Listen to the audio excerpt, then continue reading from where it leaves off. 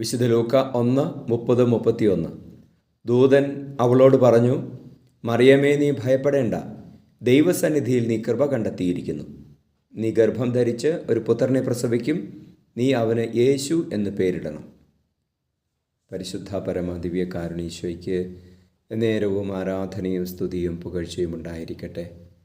ഈശോയെ, ഈശോയെ, ഈശോയെ, ഈശോയെ, ഞങ്ങളങ്ങേ സ്തുതിച്ച് ആരാധിക്കുന്നു. ഹല്ലേലൂയ, ഹല്ലേലൂയ, ഹല്ലേലൂയ.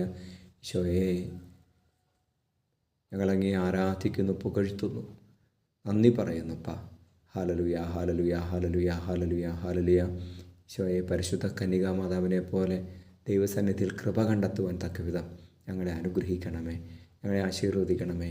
നമ്മുടെ കർത്താവ് ഈശോ മിശിഹായുടെ കൃപയും പിതാവായ ദൈവത്തിൻ്റെ സ്നേഹവും പരിശുദ്ധാത്മാവിൻ്റെ സഹവാസവും നിങ്ങളോട് കൂടി ഉണ്ടായിരിക്കട്ടെ, ഇപ്പോഴും എപ്പോഴും എന്നേക്കും. ആമേൻ.